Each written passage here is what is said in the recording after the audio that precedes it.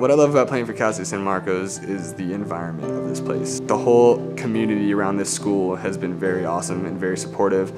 It's been tough because I've definitely had a lot of late nights. You know, there's a lot of staying up super late, studying or doing homework. Coming here, I'm working 30 plus hours a week, and then I'm also playing soccer every single day, and I'm also balancing about generally 16 to 18 units a semester. I took on business marketing, and now I'm going into my senior year. I came here for a visit and I fell in love with the school immediately. You know, the coaches are great. I've always loved the coaches. I think they do like a great job with us, and also with the team, because the team, like, I can call any of them one of my brothers. You know, like, I'm always with them constantly. I was lucky enough to be able to be a freshman on the starting squad from game one. I stay determined to get my good grades so that I get the the right education to be able to lead me into the future. Because I'm a marketing major, I would love to do like sports marketing. You know, I've grown up with it all my life, that I think sports marketing would be like fitting for me because I know so much about it.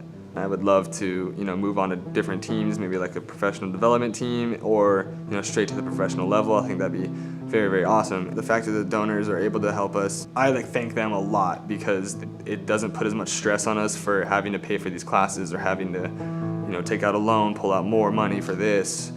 It really helps us out. I grew up just right outside the Navajo reservation. Growing up, I would always see like the Navajo code talkers, and my uncle was a Marine, so I always had that influence, and I always looked up to them, and I knew that one day I wanted to be Marine. I feel like it's an honor, and it's something that I think is rooted deep with our tribe. I always wondered, what am I going to do with my life after high school? I kind of had to hit the ground running and figure out how I'm going to support my son. And I wanted more opportunities for my son, and I felt like the Marine Corps would give me that. When he got to high school, my wife told me, she was like, why don't you go back to school now? She graduated from Cal State San Marcos while I was in the Marine Corps. And I've always been interested in video and audio and like sound design. So I thought, hey, I'll do that here. The education that I'm getting here and the work that I'm putting into it, I try not to take it for granted. My son's going to be going to college this fall, and he sees how I handle my homework, juggling work and family, and I feel like me doing that sets a good example for him. Scholarships have been a real instrumental part in me being able to continue my education.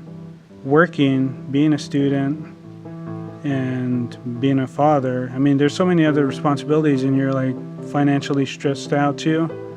With the scholarships, it kind of alleviates some of that stress. I was the first to graduate from high school, so I'll be the first to graduate with a 4-year degree.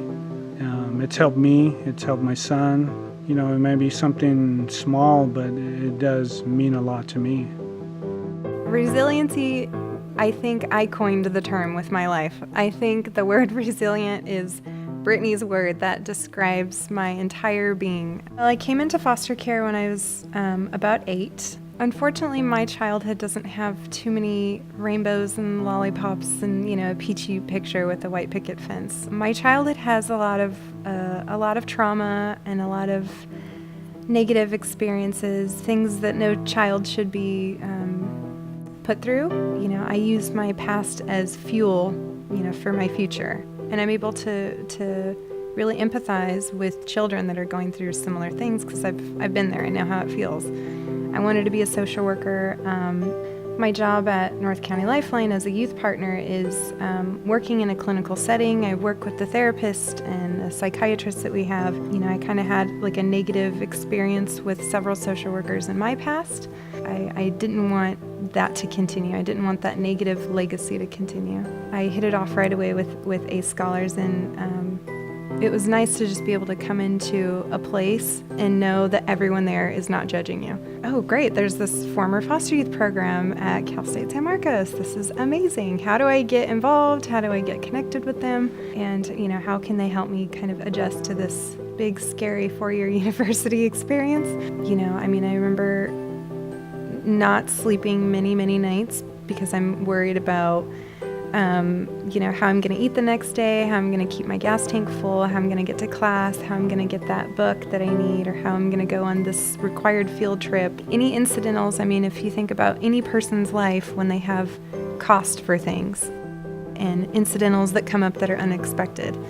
I mean, I feel like all of those with a foster kid are doubled. Every donor that gives money is like some kind of guardian angel. They may feel joy writing the check or donating the money, but it can never amount to the joy that it feels as a former foster kid to get a sum of money that means rent or means books or means tuition. It's empowering, it's motivating, it's helping me to follow my dreams and to be the person that I want to be and to be able to be an advocate for kids that are going through those tough things right now and to really be a mover and shaker and to reach my full potential. Having a donor support, having that financial support, having the people support is the success for a college kid, for a foster kid in particular. Helping a foster kid to break that statistic, that is what a donor is doing.